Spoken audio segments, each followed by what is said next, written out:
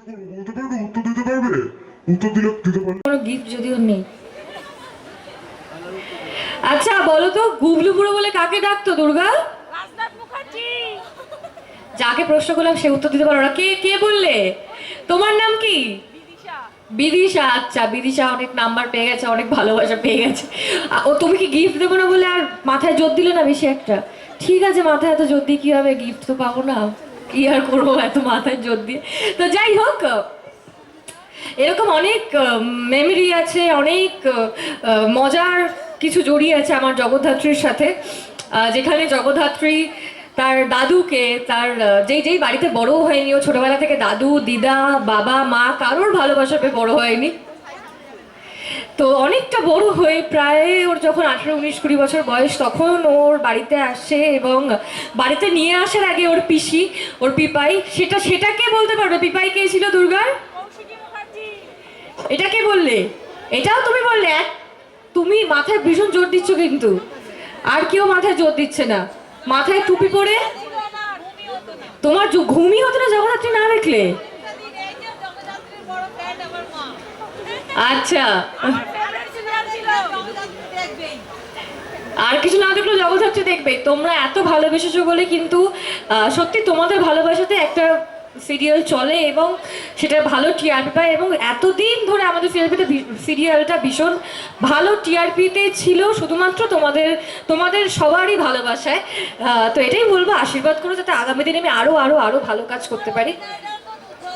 Thank you, thank you. আচ্ছা, তো আমি যেটা বলছিলাম যে দুর্গাকে ওর পিসি, মানে ওর পিপাই, ভালোবেসে পিপাই বলে ডাকতো, কৌশিকী মুখার্জি বাড়ি থেকে নিয়ে যেতে আসে, মানে ওই অনাথ আশ্রম থেকে বাড়িতে নিয়ে যেতে আসে।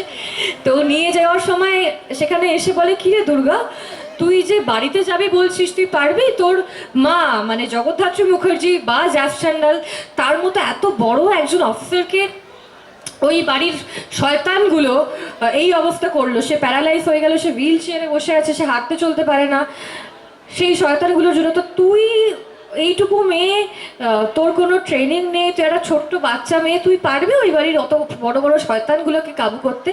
তখন দুর্গা বলে, না কোনো চিন্তা নেই পিপাই, আমি সব জানি, আমার মাথায় প্রচুর বুদ্ধি আছে, তুই জানিস তো আমার নাম দুর্গা, আমি ওই বাড়িতে যাবো, তা দেখ না কি করি, সব কটাকে একদম ঘোল খাইয়ে দেবো।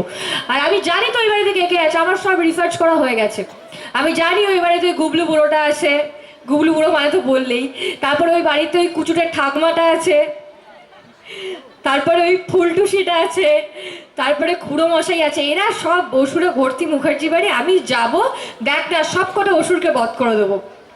তার কারণ আজকালকার দুর্গার 10 হাত লাগে না, তার 2টো হাতই কাফি অসুর বধ করার জন্য। তো আমি যাবো আর ওই বাড়ির প্রত্যেকটা অসুরকে বধ করব আর আমার মাকে সুস্থ করেই তুলবো। তো দুর্গার এটাই মিশন ছিল যে ওই বাড়িতে আসবে এবং যাদের জন্য ওর মায়ের এরকম অবস্থা হয়েছিল, প্যারালাইজ হয়ে গেছিল, তাদেরকে শাস্তি দেবে আর ওর মাকে সুস্থ করে তুলবে।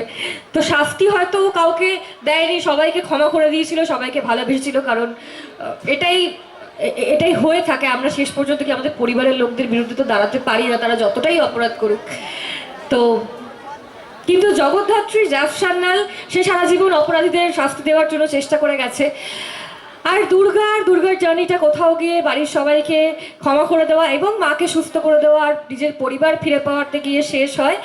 যে জার্নিটা তোমরা সবাই শুরু থেকে দেখেছো, তোমরা ছিলে, আর যেটা বললাম তোমাদের ভালোবাসায় সেই জার্নিটা এতটা সাকসেসফুল হতে পেরেছে। তো থ্যাংক ইউ সবাইকে, অনেক অনেক অনেক ধন্যবাদ সবাইকে।